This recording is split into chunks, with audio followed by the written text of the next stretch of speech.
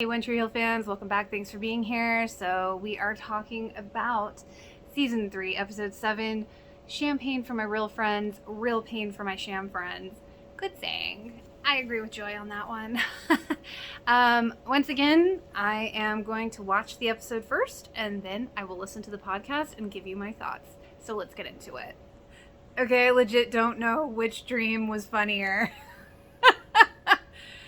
Lucas in bed with Chris Keller or Nathan dreaming about Haley and Brooke making out. Tim never fails with the ridiculous comic relief. Of course Tim didn't get drafted, but of course he pushes everyone to take the fantasy to reality. Everybody's having dates, but I'm okay with it because that means a date for Nayli. I swear, this Rachel chick, she is in the either wrong place at the right time or the right place at the wrong time. I'm not even sure. I mean, she just totally made Lucas feel unloved with the whole, oh, you picked me, right, Brooke? No, she didn't pick you, Lucas. I love Peyton's whole interaction with Mouth. Like, oh, let's go out. I have something to do. You're a tough guy to ask out. So cute. And then Tim's like, I can't believe I didn't get drafted. And the look that Mouth gives him is just everything. Oh, and Haley being all nervous about getting ready for Nathan. I love that Brooke's like, I will never go out with Chris. And of course he shows up at the door and being obnoxiously gross. Oh, you're already ready for bed? Horny for Chris Keller? Classic Chris Keller. Blah. Oh my God.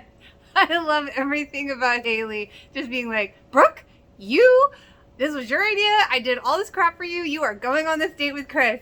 Because Nathan was like, oh, I don't think I'm going to go if he's not going, if she's not doing it. I love when Haley pulls her. I am telling you, it's almost like her mom card, I guess you could say. She kind of pulls the mom card before she's a mom, you know, because she kind of was the mom of the group. Of course, that kind of backfires when Rachel was going to Brooke's house to trade Lucas. And of course they see Brooke and Nathan and Haley and Chris going out for the evening. Oh God, Bevan and Skills, that whole initial interaction. Oh yeah, you can watch whatever you want and I'll just watch you. You haven't seen The Notebook? It's the best movie ever.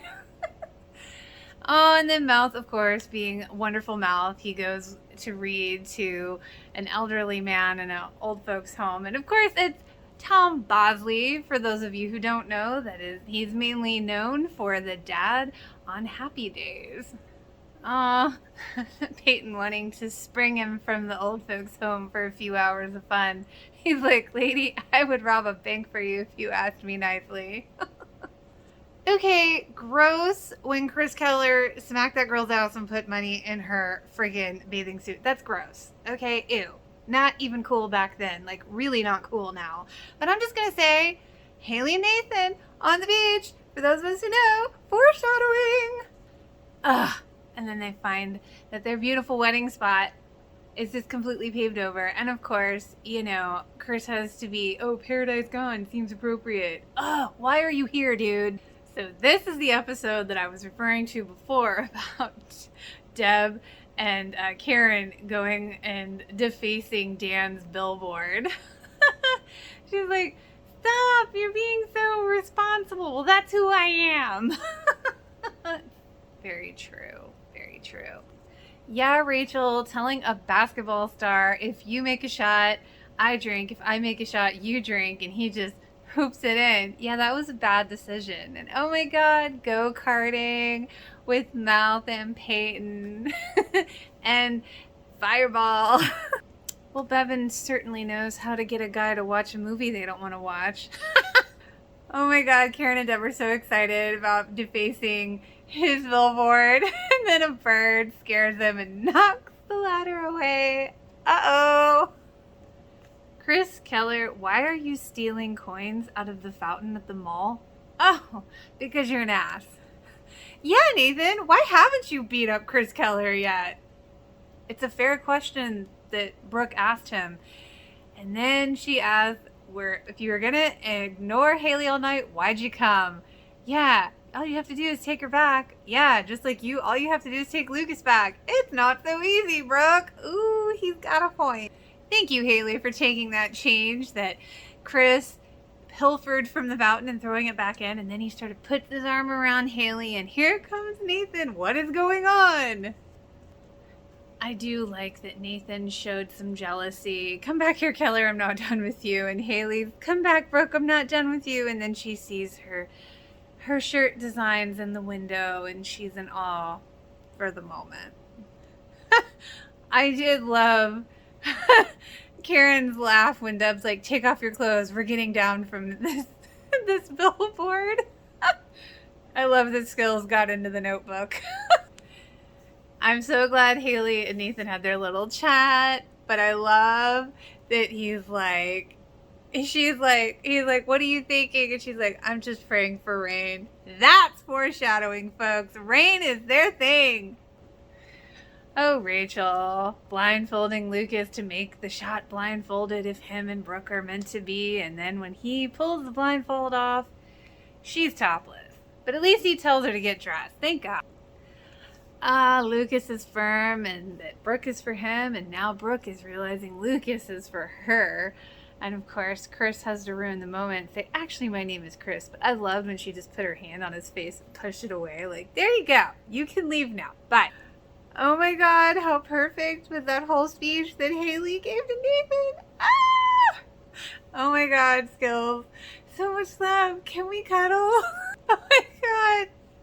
Deb getting naked, connecting the clothes, trying to get the ladder. And Karen's like, nope, I made a promise to myself I would never get naked ever again in front of that man, pointing at Dan's billboard. That was great. She's like, okay, I'll just take off my pants. No. Here's my bra. Ingenious way to get that ladder, though. Bravo. And of course, Karen has an attack of conscience. I don't want to leave it like this. Let's just peel off the parts that we defaced. Although, that's not a bad way either. I love that Mouth is like, yeah, he's my grandfather. It's like, it's so sad. Like, but it's so cool that even though Mouth's dad won't go see his father, he goes in his place. Give me the regret as long as I can keep the good memories too. Very good words, Mouth, and definitely a teaching moment for Peyton with her birth mother.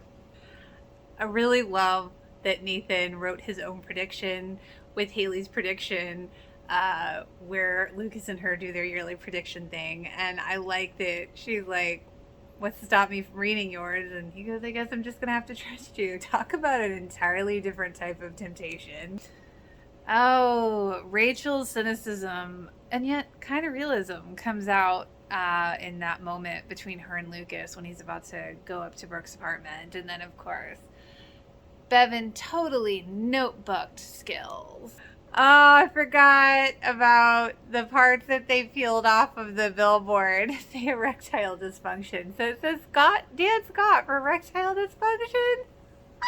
Oh my God, Nathan giving Haley the little purple flower from their beach area where they got married. And then he's like, the roots are still there. Don't say I never gave you nothing. Just like the bracelet. Ah!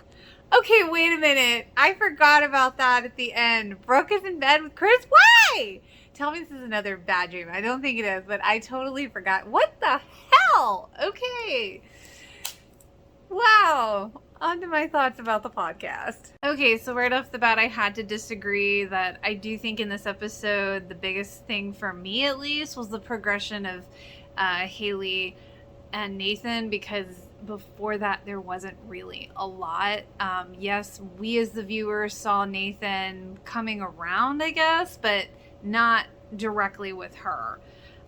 Okay, so am I the only one that sees Brooke's teenage thing with Rachel, her anger with Rachel being kind of justified? I mean, it's very teenage thing to do. I mean, okay, you're trying to go after my man. You're trying to go after my cheerleading squad. You're trying to go after my spot on the cheerleading squad. There's a lot of things that Rachel is doing that, you know, to me have always come across as, you know, with her own motives. And I don't think she was ever trying to be Brooke's friend. I really don't. I don't get that. So I'm very confused when they say, oh, Brooke's just blowing it out of proportion. No, she's being a teenager. And Rachel was not necessarily trying to be her friend right away. So I don't think Brooke's, anger is not, I think it's completely justified. So like the let's go to the mall line, that is great. It should be a shirt. I agree. But my favorite line again was I'm praying for rain. I really like that Haley said that. I did not feel cringe moments with Haley and Nathan in this episode. Personally, I did not. Let's see. Oh, and yeah, I was wondering where the flower came from, by the way. And yes, please have James on the podcast. I would love to hear his take on some of this. Maybe like on the episode they get back together. I think it's so cool that Joy wrote a musical about The Notebook because, I mean, The Notebook is such an amazing movie and book and story in general. And oh my God, her sharing her songs with us was so special. I mean, they do. It gets you in your feels, I think, for me. And so thanks, Joy, for sharing that, because I mean, it's so cool that she wrote it, but then it's like yay, but then it's like boo, because now she's not really doing it. But like she said, her idea is living on, and it's true. You really have to fight for yourself because no one's going to fight for you like you'll fight for you. And I think the only other thing I had to say is that I do agree with them. I think that Deb and Karen should have totally committed and just kept their artwork up on there because it was funny and it was appropriate for everything they've been through with Dan. And they did get lucky that it had the erection thing under it because it could have been anything. And yes, that was like the weakest spray paint can. I was thinking that too. I was like, nobody's going to see that because on the initial spray, it was very light. And then when we came back, it was really dark. And it only looked like they took like one can up there. So it was kind of funny. TV magic, right? Well, that's it for me. I hope you enjoyed. If you did, feel free to like and subscribe. I'll see you next week.